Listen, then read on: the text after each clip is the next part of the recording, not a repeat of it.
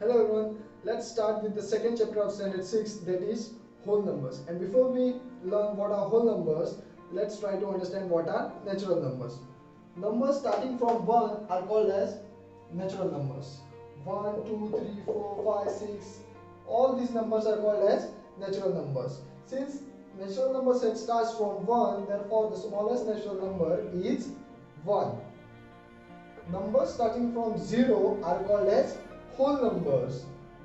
0, 1, 2, 3, all these are examples of whole numbers. Therefore, the smallest whole number is 0. Since the set of whole numbers starts with the number 0, therefore the smallest whole number is 0.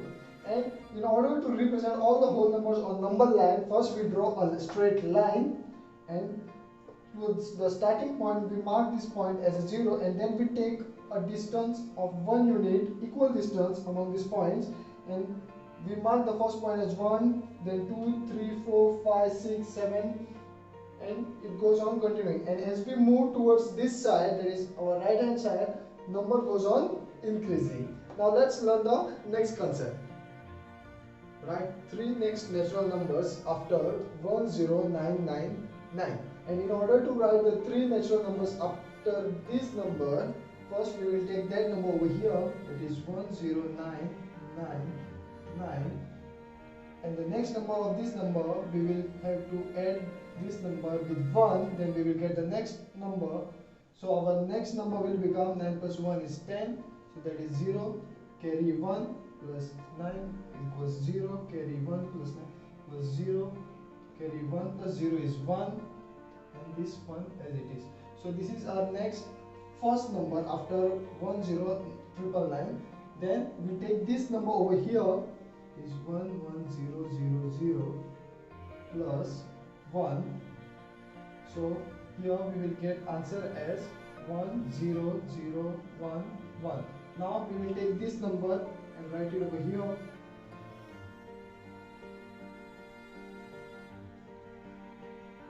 Answer as 11002. So as you can see here, these are our next 3 natural numbers after 10999. Write 3 whole numbers occurring just before 10001. So in order to write the 3 numbers occurring just before this number, we will have to subtract 1 from this given number. Then we will get the number previous to this number. And when we subtract 1 from this number, we will get as, so I'll write it over here, subtracted by 1, we will get answer as 1. So 10000. So this is our first number occurring just before 10001. So now I will take this number and write it over here, that is 10000 subtracted by 1. My answer will be equals to 10000 subtracted by 1. And as you all know that we cannot remove 1 from 0, therefore this 0 will take help of this number. Since this number over here is also 0, it will ask for the help of next, again 0, next, again 0, then next 1. So this 1 will give 1 over here, and this will become 0. So since this number does not require immediate help, it will become 9.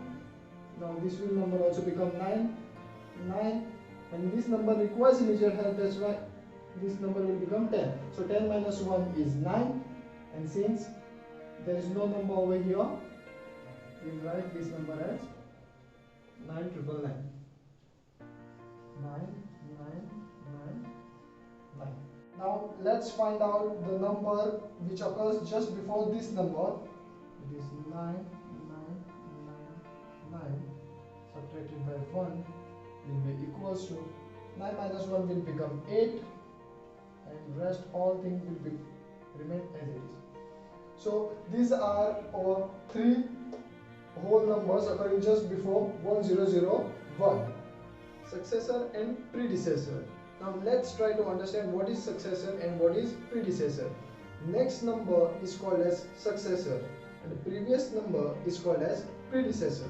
So in order to write the successor of 9, we will have to find the next number of 9. And in order to find the next number, we add 1 to the given number. 9 plus 1 becomes 10. So therefore, 10 is successor of 9. Right? Predecessor of 100. Predecessor is the previous number of 100. So in order to calculate the previous number of 100, so we will subtract this 100 with 1. So 100 minus 1, we all know that it is 99. Therefore, 99 is predecessor of 100. So in order to calculate the successor of any given number, you will have to just add 1 to that given particular number and find the answer. And in order to calculate predecessor of any given number, you will have to subtract it with 1 and you will get your predecessor. Now let's learn to calculate the whole numbers between two whole numbers. Here we have a question that how many whole numbers are there between 24 and 28. So in order to find the whole numbers that lies between 24 and 28, we have two methods. So first method is from 24 to 28, I write all the numbers over here. That is 24 is the first number, then 25, then 26, then 27 and then 28. And we have been told to find the numbers between 24 and 28. So the numbers which lies between 24 and 28 is 25, 26, 27. And we have been told to calculate how many whole numbers lies between 24 and 28. So 1, 2, 3. Therefore, 3 numbers are between 24 and 28. So this is method 1. And in second method, we can calculate this as, first we take this 28 number as it is, then we subtract this 28 from 24, then computation of this number will be subtracted from 1. So 28 minus 4 will become 4, and 4 minus this 1, now 4 minus 1 will become 3. As you can see, we have got the same answer over here, that is 3 numbers lies between 24 and 28. Let's take the next example. How many whole numbers are there between 240 and 2800? So we have to calculate how many numbers are there between 240 and 2800. Now, if we try to solve our problem in this method, it will take much time. But if we follow this method, we will get answer very easily. So we won't follow this method in this problem. So let's follow the second method. That is, first we will take this number 2800, we'll subtract it from 240, and computation of this will subtract from 1. Now 2800 minus 240 will gives us 0 minus 0 is 0, 0 minus 4 we cannot remove, so we'll ask help for the 8, so this will become 7 and this will become 10, 10 minus 4 is 6, 7 minus 2 is 5 and 2 82. So our answer will be 2560 subtracted by this 1.